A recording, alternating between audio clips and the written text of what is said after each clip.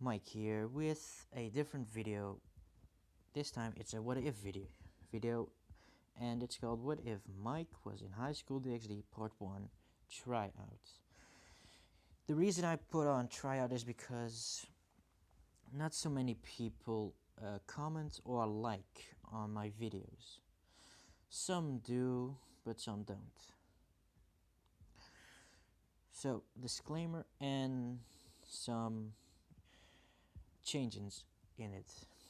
Like, if you don't like self-shipping, violent, quite bloody violence, um, some uh, harem-based stuff with the tatas, and other stuff that makes you uncomfortable, click away on this video if it's not the video for you. Uh, in this world, Issei Hyoto doesn't exist. Like, he never was born. And yeah, the story starts off with Mike in his own world. Like, normal, feeling bored, doesn't know what to do. So, he goes to another world where he might find a different way of finding fun. Like, experiencing high school again. And that's such things. Finding love and some sort. So, yeah. When he got to the high school DxD world, he was oddly surprised that it almost looked like his but didn't feel like it. But in this universe, well, what if mostly, Mike has the Red Dragon Emperor when he enters this world. But what he didn't know is he couldn't go back, and all his mighty powers just are weak. Like, if he throws a punch, it's basically like a human brawl punch or MMA punch sorts. Like, level of pain isn't that high. So he went to the high school DxD world and applied to the school and started at the same day. Followed the classes, and on the break he got to this clubhouse where he just chilled out, thought that no one's there and such, when on the corner of his eye he sees Ria's Grimmery, the president of the Grimmery household. Well, next heir of the household of Grimmery or something. That I don't remember quite well. I have bad memories. I'm sorry. Forgive me. Don't kill me. So yeah, Ria's got caught Mike's attention, and here's the thing I forgot in put in the disclaimer. I think was self-shipping. If I already said that, I'm sorry for repeating it. So yeah, she caught his attention, but Mike also caught the attention of Ria's. Like, Mike was kind of a demon, how it actually is pronounced. In the dub, it's devil, in the sub, it's demon, and with the subtitles.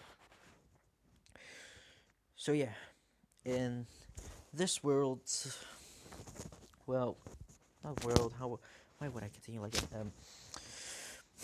Mike just stared at Rias and felt a little bit fluttery in his stomach, like he was starting to fall in love with Rias.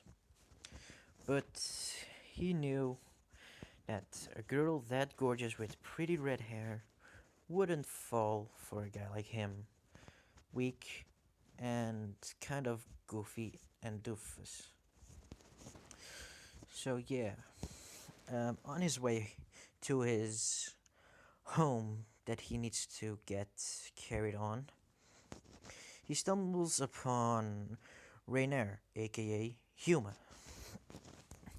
Huma felt the power of the Red Dragon Emperor in Mike's body and did the same that she did with Issei in the original anime, asking asking him out for just luring him to a trap later on.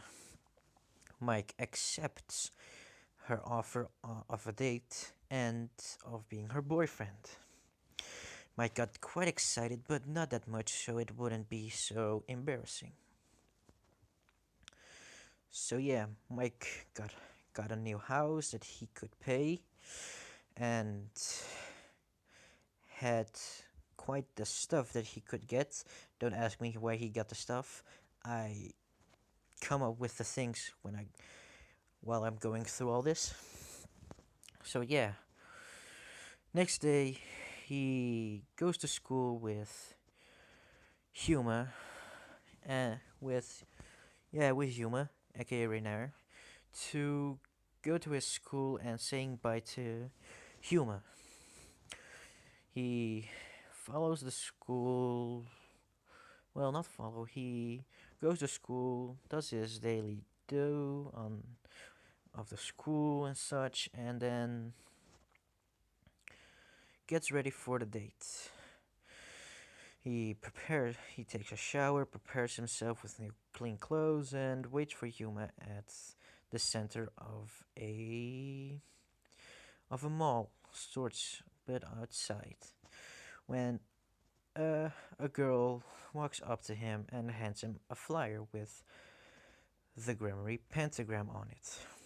Confusingly, Mike doesn't know what he has to do with the flyer. So he puts the flyer away for the time being and sees Huma on her way, and they start their date. Going to clothing shops, getting ice cream, get something to eat, watch a movie and such. All that all that dating stuff. And later today they go to the park, thinking all romantic and such, while Rainier asks him this question. Rainier asks him, "Would you die for me?" And Mike, being completely out of nowhere surprised, said, "I'm sorry, Huma. I think I heard you wrong. Can you please repeat it?" Well, where Huma says again, "I said, would you die for me?" And after a moment of yeah, Huma transforms into her fallen angel form, where Mike is surprised and quite scared because in Mike's world his past was rough, but I'm not going to that details in this video. So yeah, um, Rainier just says how foolish Mike was to actually believe they were on a date. Mike gets stabbed with a light spear that actually hurts him, and he bleeds out quite much and stumbles back. And Rainier just leaves him there to die, real slow and painfully. Where Mike is just laying there, bleeding out to death, thinking about Rias while looking at his blood on his hands, thinking how beautiful her red hair was, how pretty she was in the light of sun, and how her presence looking at her and her looking back at him made him feel so tingly and unknownly loving. Then, at at, a, at the next minute, Rias appears out of a teleportation pentagram, granting him, granting Mike to be part of her household. Where in the next day, Mike wakes up thinking it was all a dream and checks his phone for Huma's slash Rainer's phone number. Where in surprise, it isn't there anymore. He starts all freaking out, thinking if it even was real. When Rias passed by him, looking at him quite in a I don't know how to explain it, but in a way that Mike blushes. So yeah, for the rest of the day, Mike just goes along at the school and such, and goes back to the park after school where he remembered him and Yuma were last time, the last time, and yeah, suddenly he has this tingly feeling on his back when he sees the sun going down. He could suddenly see in the dark, like he doesn't know what's happening to him. His demon, his devil powers just didn't come back. His his body felt different, but oddly familiar at the same time. But when the sun came down, he he saw a man in a gray coat and a hat covering his half of his face. The man starts closing in on Mike, starting to question him why he isn't dead yet, asking where his master is. Where Mike in confusion just wanted to just step back a little, but suddenly was all across the other the other side across the guy. Confused, Mike ran away from the man, thinking how a human, could sneak up on him. And suddenly he saw black wings, thinking it was Yuma. But when he took a good look, it was the man following him up in the sky, landing right in front of him, saying that if he was a stray devil, and it wouldn't be a problem of him killing Mike. The man summons his own light spear and throws it at Mike. While Mike was trying to run away, the spear thrust it through his spine, also through his spine, off his back, through his stomach, him almost feeling all that pain from his own world, but also burning from the inside.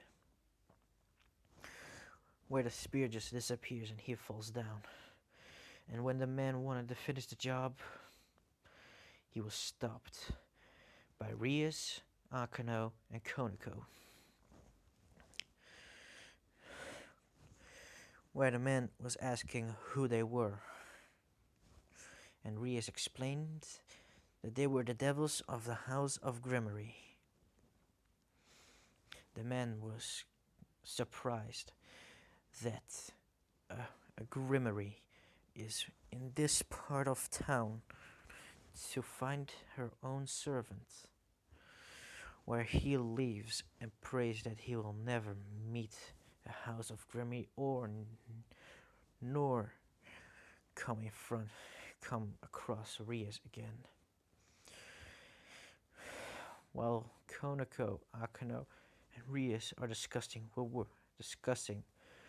what they would do with Mike's body, Rias had something in mind to heal the wounds, like she did last time.